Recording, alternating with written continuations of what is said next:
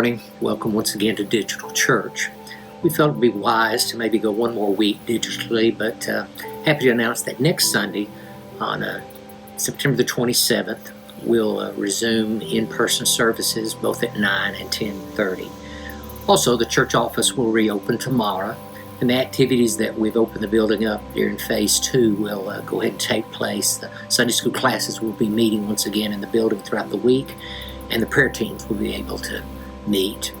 Thank you for your patience and all your prayers and concerns. All of the staff who contracted this virus are doing some better, and we thank you. We're going to continue to look to the Lord and grateful for His faithfulness to us.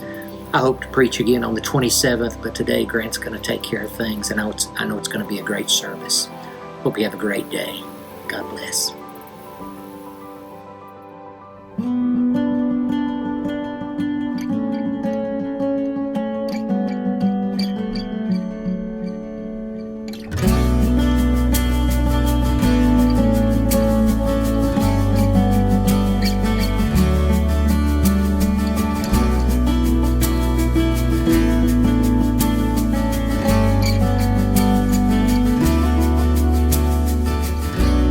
Before I spoke a word, you were singing over me.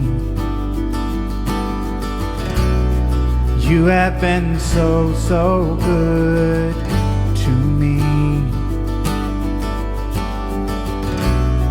Before I took a breath, you breathed your life in me. You have been so, so kind to me. Oh, the overwhelming, never-ending, reckless love of God. Oh, it chases me down, fights till I'm found, leaves the 99. I couldn't earn it, I don't deserve it, still you give yourself away. Oh, the overwhelming, never-ending, reckless love of God. Yeah.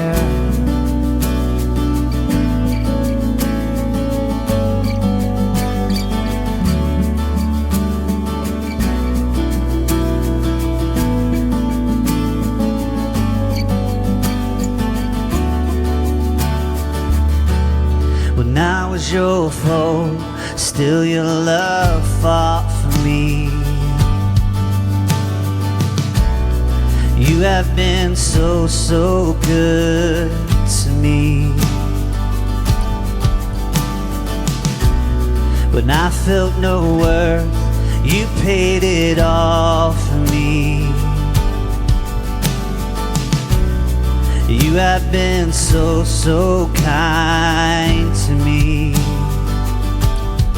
Oh, the overwhelming, never-ending, reckless love of God.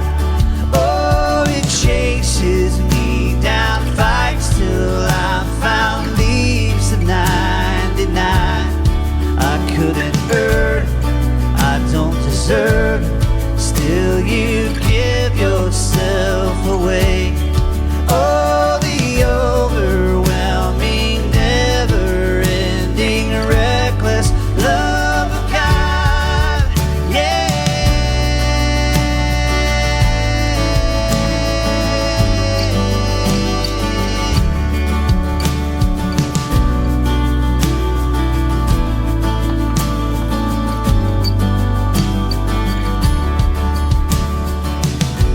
No shadow you won't light up, mountain you won't climb up, coming after me. There's no wall you won't kick down, lie you won't tear down, coming after me. There's no shadow you won't light up, mountain you won't climb up, coming after me. There's no wall you won't kick down, lie you won't tear down, coming after me. There's no shadow you won't light up, mountain you won't climb up, coming after me.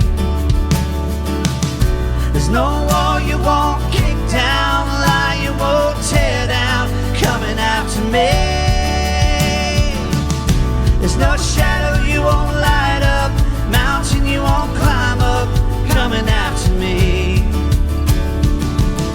There's no wall you won't kick down, lie you won't tear down, coming after me. Oh, the overwhelming, never-ending, reckless love of God. Oh, it chases me down, fights till I'm found, leaves the 99. I couldn't earn it, I don't deserve it, still you give yourself away. Oh, the overwhelming, never-ending, reckless love of God. Yeah.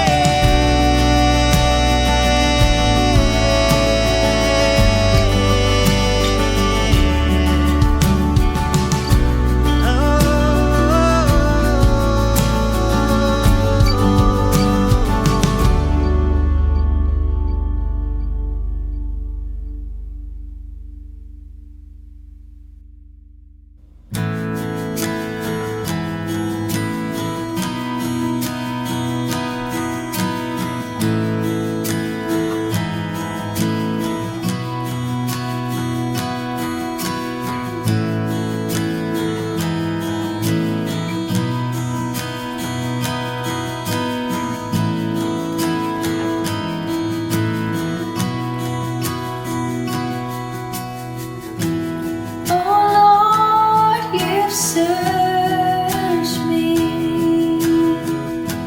you know my way,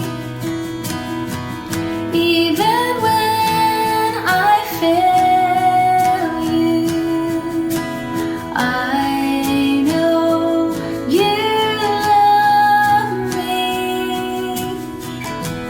Your holy presence surrounding me in every season. I know you love me. I know you love me.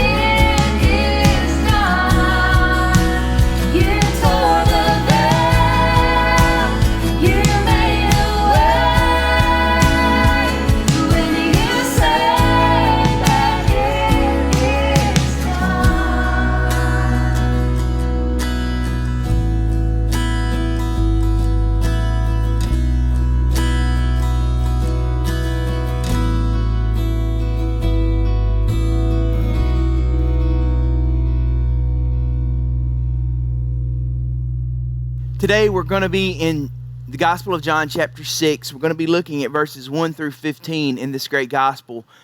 Let's remember back, we see the purpose for John writing this gospel. In John chapter 20, verses 30 and 31, John says this, "Many other signs did Jesus perform, but these have been written so that you may believe that Jesus is the Christ, the Son of God, and in believing you may find life in His name." So as we're reading this gospel, and we really approach all the gospel, but especially the signs and miracles, we need to stop and realize, okay, John wrote about this sign, about this miracle to prove that Jesus is the Christ, the Son of God. And in that proving Jesus is the Christ, the Son of God, that those who read can find life in Christ. And so today we're going to be looking at Jesus feeding the 5,000. This is really the fourth sign that Jesus has performed. So let's go back and quickly look at the other three. The first sign was Jesus turned water into wine, really kind of declaring that He is the Christ. He is over and above their purification laws and rituals. Remember, the water was in the purification jars. The water that He turned into wine was in the purification jars. The second miracle that He did was He healed the official son, the Roman official son. Jesus healed that, really saying, I'm the Christ to your nationality. It's not about being the Jewish people anymore. It's about being God's people and having faith in the Christ, the Son of God, and in that faith finding life in His name. The third miracle was one that we've spent a long time looking at. It was Jesus healing the lame man at the pool of Bethsaida. And remember, He did that on the Sabbath, and really Jesus is saying, I'm the Christ, the Son of God. Your religious laws and traditions, I don't conform to those. I am above those because I am the Christ. I am the one who made those laws. So I know them, and I am working just as God is working. He has declared Himself to be God. And so we see that. So today we're coming to the parable of feeding the 5,000. So we're going to look at what does this proclaim about Jesus being the Christ, the Son of God. Now there's one other thing that we need to notice and we need to look at before we really get into this parable, and that is this. What I think Jesus is doing here is He is declaring Himself Christ, the Son of God, and that He is greater than the greatest man that they know. The greatest man that they know is probably Moses. The greatest, not that they know him personally, but in their history, Moses. I mean, my goodness, the man who led them out of bondage and slavery in Egypt. The man who led them to Mount Sinai, where God gave them the law and helped the Jewish people enter into this covenant with God. The man who was there when God parted the Red Sea, who held His staff up and God parted the Red Sea so they could cross on dry land. The man who led them in the wilderness and saw God provide manna and saw God provide clean water and saw God save them from the serpents and so many other things that Moses did, and he led the people through. And so they really hold Moses in high esteem as they should. And so in this parable, we're really going to see John, the gospel writer, comparing Jesus to Moses and talking about how Jesus is greater than Moses. And there's some little clues that he gives us. First of all, in chapter 5, he ends the chapter there. In chapter 5, he ends it with talking about Moses. He says in verse 45, do not think that I accuse you to the Father. There is one who accuses you, Moses, on whom you have set your hope. For if you believed Moses, you would believe me, for he wrote of me. If you do not believe his writings, how will you believe my words? And so the gospel writer, he ends chapter 5 talking about Moses. And now as he comes into chapter 6, there's little clues that we're going to see here. We're going to see Jesus on a mountainside as Moses was on Mount Sinai. He's going to reference the Passover, which Moses kind of instituted when he led the people out of Egypt. And then also, we're going to talk more about Passover in just a minute. But as we see these little clues, we see the gospel writer talking about how Jesus is greater than the greatest person that they know. He is greater than Moses. So let's get into chapter 6. We're going to read verses 1 through 15, and it's going to be a little bit different today. I don't necessarily just have, hey, here's 3 points, and boop, here's the end. What I want us to do is kind of read this passage and stop along the way and kind of make this comparison with Jesus and Moses, and we'll see how Jesus is greater than Moses in this. Let's start chapter 6, verse 1. After this, that's after Jesus had healed the man at the pool of Bethsaida, and after he had this conversation with the Pharisees. It doesn't mean immediately after, but sometime after that happened. After this, Jesus went away to the other side of the Sea of Galilee, which is the Sea of Tiberias. So Jesus, he's getting away. Now this miracle is the only miracle that appears in all 4 Gospels. Okay, and so we see there's a lot of things going on in life through the other Gospels. Jesus has sent the 12 out, and they've come back to report to Jesus what they've done. We also see Jesus working during this time, and he's tired. The disciples are tired. We also see Jesus finds out about the beheading of John the Baptist, and so he's upset, and so he says, hey, let's just get away. And so John doesn't tell us, but the other Gospels tell us that he and the disciples get in a boat, and they go to the other side, and people see him, and so they go around the Sea of Galilee, and they're there waiting on him when Jesus gets there. So they went away to the other side of the Sea of Galilee. Verse 2, and a large crowd was following him because they saw the signs that he was doing on the sick. So here comes the first comparison of Jesus and Moses. Moses, the children of Israel, followed him out of Egypt. They were following him because he had proven to be God's leader because of the 10 plagues and because the things that he had done in Egypt. They said, hey, this is God's man. We're going to follow him. So there was a large group following Moses because of the signs of God through him. Here we see a large group following Jesus because of the signs and miracles that he was doing. So they're following Jesus. Verse 3, Jesus went up on the mountain, and there he sat down with his disciples. So once again, he goes up on the mountain. Moses, Mount Sinai, Jesus up on the mountain. We see the comparison there of Jesus and Moses. So they're both there on the mountain. So here's what it says in verse 4. Now the Passover, the feast of the Jews, was at hand. So once again, the Passover. Let's take just a couple moments and talk about what the Passover is. The Passover was instituted there by Moses when they were getting ready to leave. We see the Seder Supper. We still see a lot of people celebrating the Seder Supper now. It is the time where the lamb was sacrificed for the Jews, for the angel of death to pass over their house when the lamb had been sacrificed and the blood was on the doorposts. We saw that happen. But the Passover was more than just that for Israel. It was also a recognition of God leading them out of slavery in Egypt, of leading them out, of freeing them from that slavery. And then also it has become a time of looking back and how God sustained them in the wilderness. And so as Jews, especially in Jesus' day, were celebrating Passover, they're looking back at a couple of things. They're looking back at the sacrifice of the lamb. They're looking back at freedom from slavery in Egypt. And they're looking back at God sustaining them in the wilderness. So the celebration of Passover is all of those things there. And so it is about the time to celebrate all of those things. Once again, Moses and what Moses has done, and now we're going to see how Jesus takes that, and he is going to be greater than Moses. Here's what he says going on in verse 5.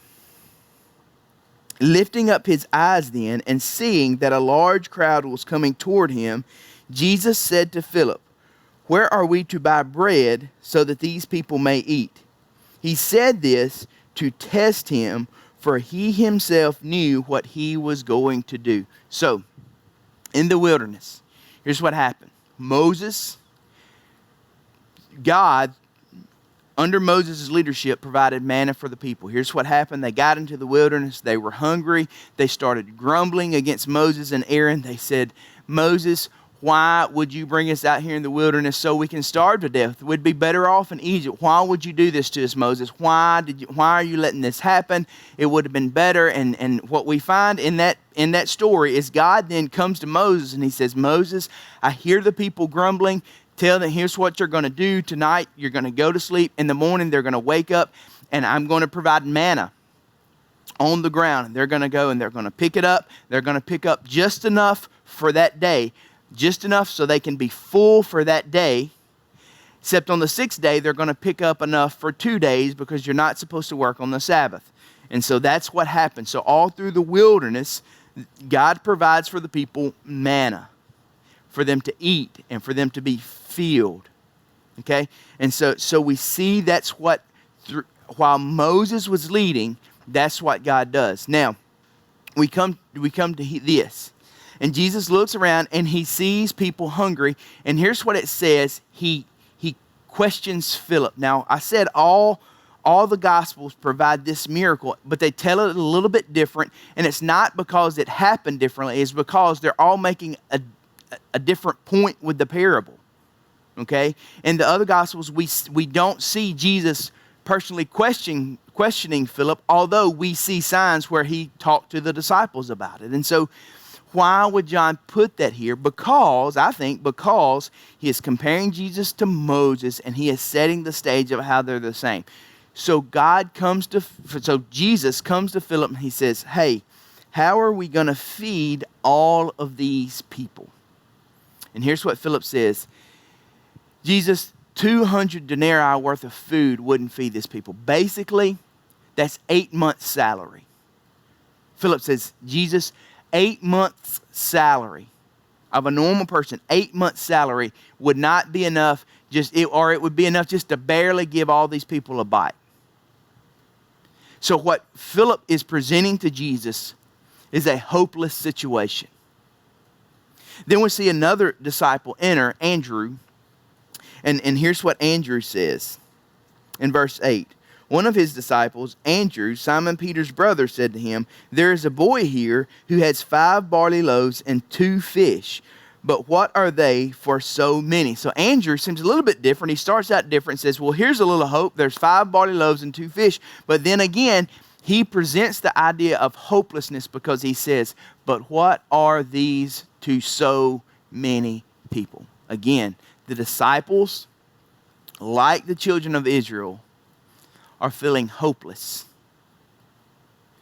But in the wilderness, the children of Israel saw God work and provide for them. Here, in the wilderness, the people following Jesus are going to see God. They're going to see Jesus, the Son of God, the Christ, provide for them. In the wilderness, way back with Moses didn't provide the manna. God provided the manna while Moses was leading. Here in this wilderness, God provides the manna. Jesus, the Son of God, the Christ. And we've talked about how when we say the Son of God, that makes him equal with God. He is the same and he is different. So God, not just under Jesus' leadership while Jesus is leading, but God, because Jesus is God, provides for the people. Here's what he says. Here's what it says. He had Jesus in verse 10 said, have the people sit down. Now there was much grass in the place. So the men sat down, about 5,000 in number. About 5,000 in number. It's not counting children. It's not counting ladies when it says that. So a guess is between 15 to 20,000.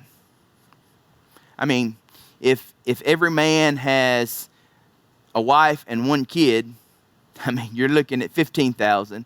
But there's probably some ladies there without men, and some families have more than 1 kid. So to say 15 to 20,000 is probably a pretty good estimate, even though that's not close. I mean, that's 5,000 different. Just say it's a huge crowd, right? It's a huge crowd. Jesus has them sit down.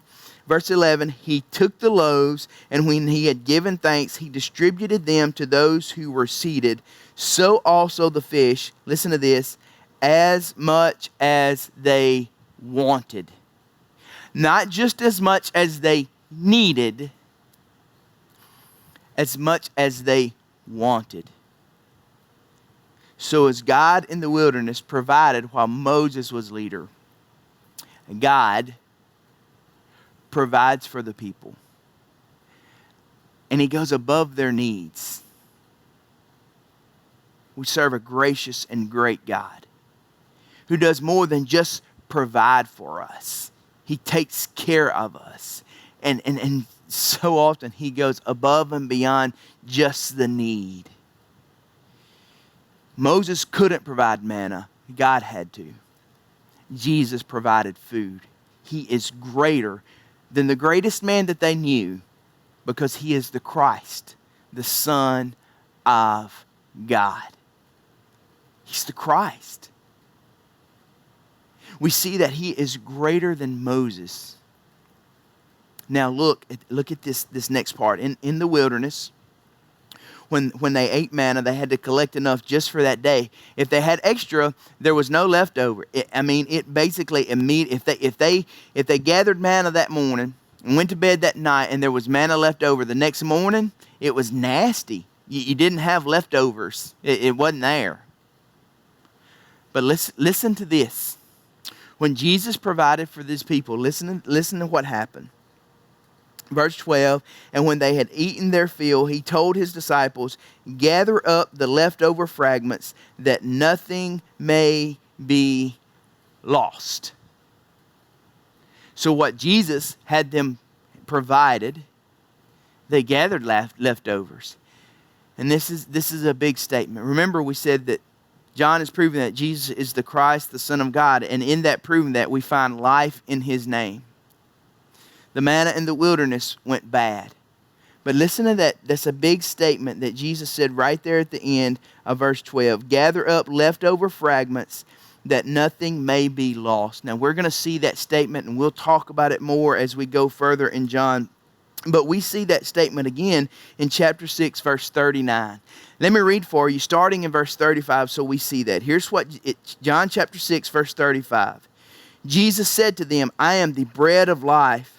Whoever comes to me shall not hunger, and whoever believes in me shall never thirst. So what happened is Jesus and the disciples went back to the other side of the lake. The people looked up and said, hey, where's Jesus and the disciples? They must have gone back to the other side of the lake. So they went back to the other side of the lake. They found Jesus, and Jesus basically said this, you're not coming to me because I'm the Christ. You're coming to me because I filled you up, because I gave you something to eat. He says, but you're seeking physical food. I'm here to provide spiritual food. And there's what he says, I am the bread of life. Whoever comes to me shall not hunger anymore. Very much like the woman at the well that we talked about, who he said, if you drink from me, you'll never thirst again. Same kind of thing. Whoever believes in me shall never thirst. Verse 36, but I said to you that you have seen me and yet do not believe. All that the Father gives me will come to me, and whoever comes to me I will never cast out. For I have come down from heaven not to do my own will, but the will of him who sent me. Now verse 39, listen to this. And this is the will of him who sent me, that I should lose nothing of all that he has given me, but raise it up on the last day.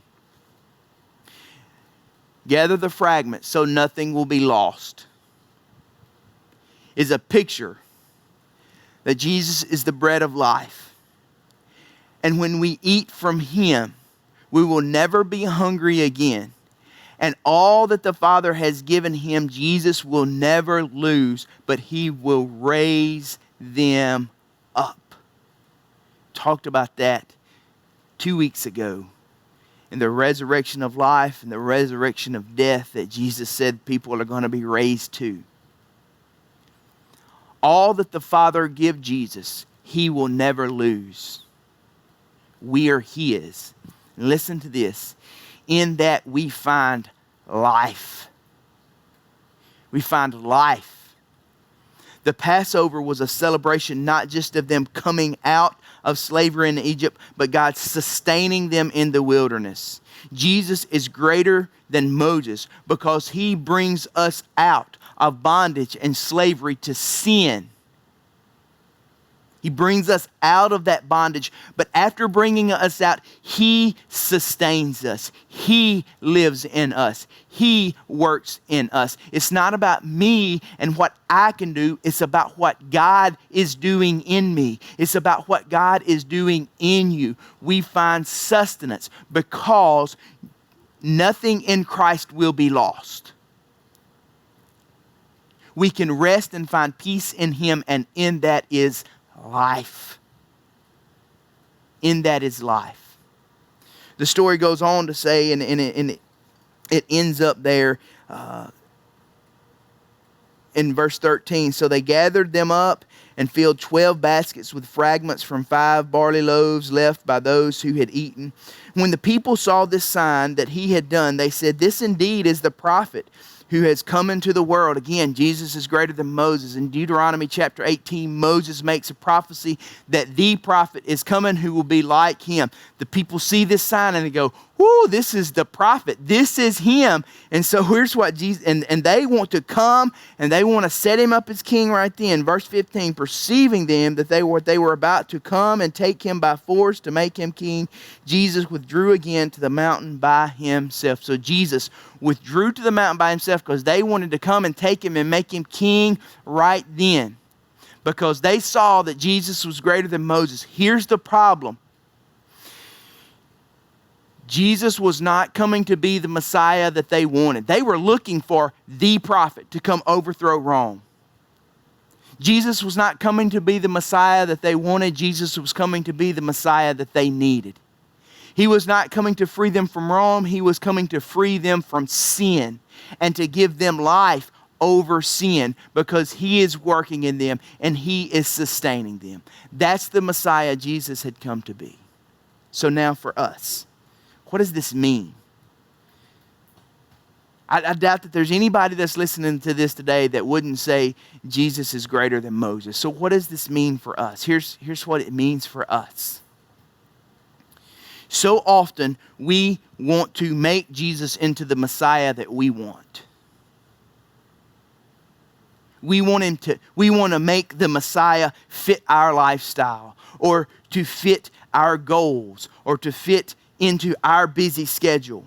But Jesus did not come to Jesus did not come to be the Messiah that we wanted him to be. Jesus came to be the Messiah that we need him to be.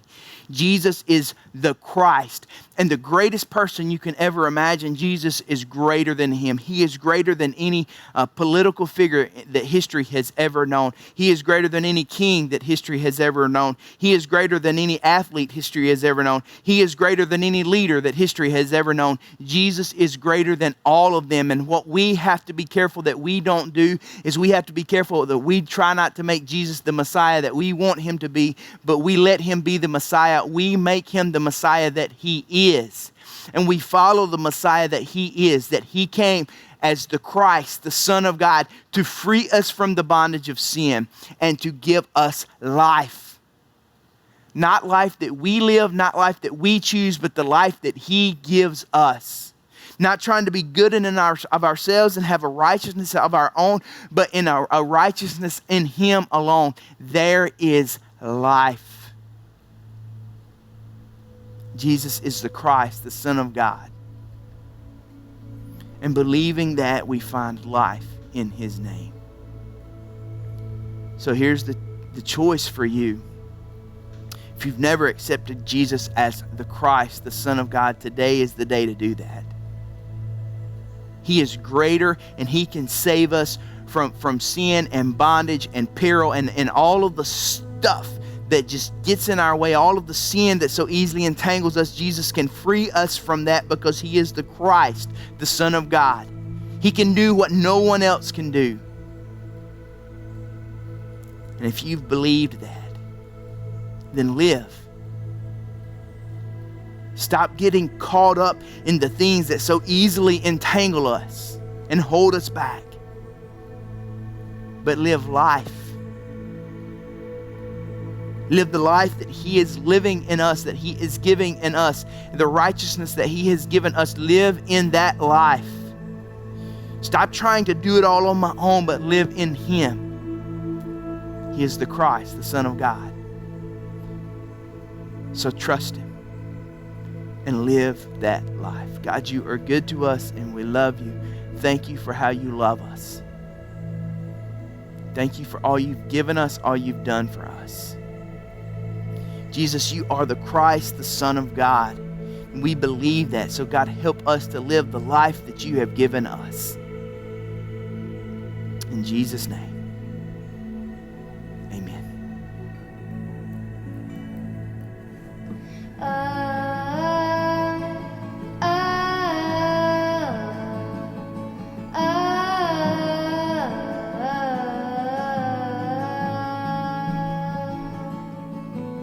People come together, strange as neighbors, our blood is one.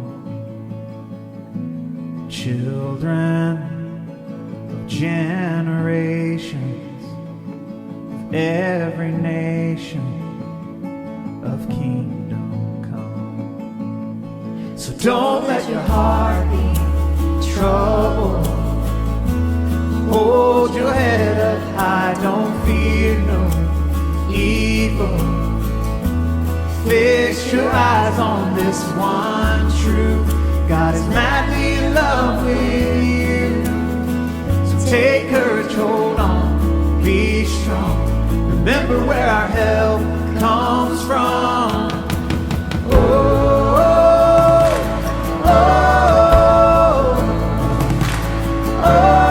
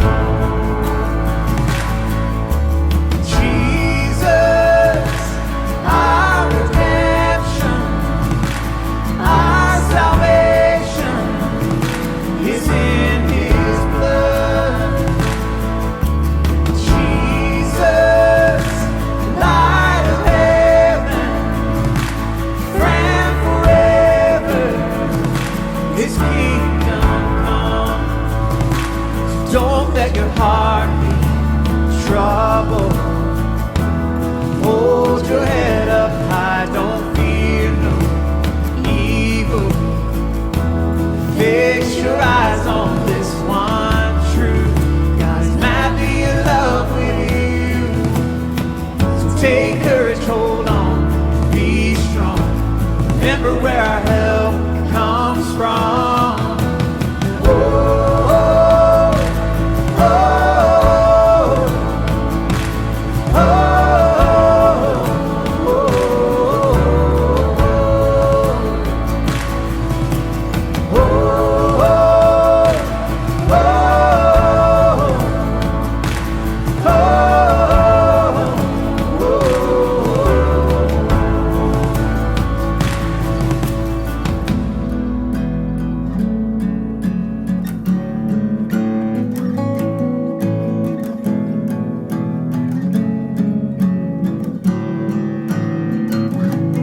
Swing wide, all you heavens, let the praise go up as the walls come down. All creation, everything with breath, repeat the sound.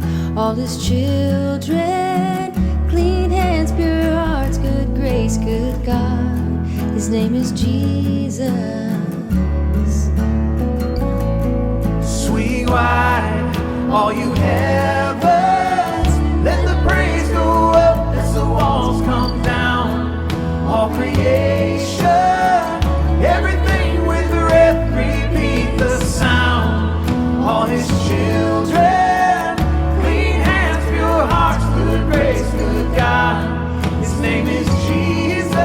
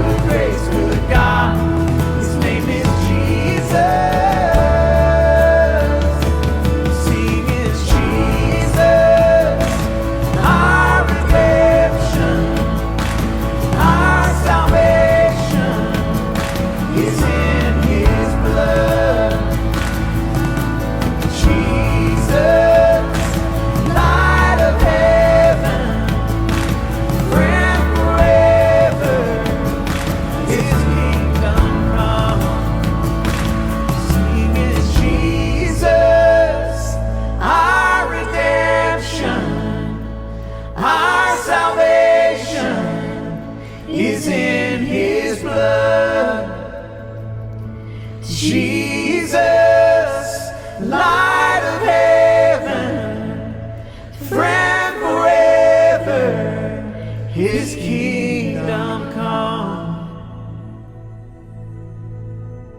Hope you enjoyed our service today. I wish that I could give you way more announcements than I'm able to. Here's what I'm going to tell you, and the best thing I can tell you: keep your eye on our YouTube channel. On that, we will continue to make updates. Also, keep your eye on our Facebook page, so you can know. We'll keep you updated on the Facebook page, on our website, www.DeSotoHillsBaptist.com. Check on there frequently to get updates on that. You can do that. And also, we do send out a group-wide text message. You're probably getting some of those, and sometimes it doesn't say it's from us. But if it looks like an announcement from the church and you have a question, be sure and contact us. But that's probably what that is, giving you some more updates about what's going on. I hope you have a great week.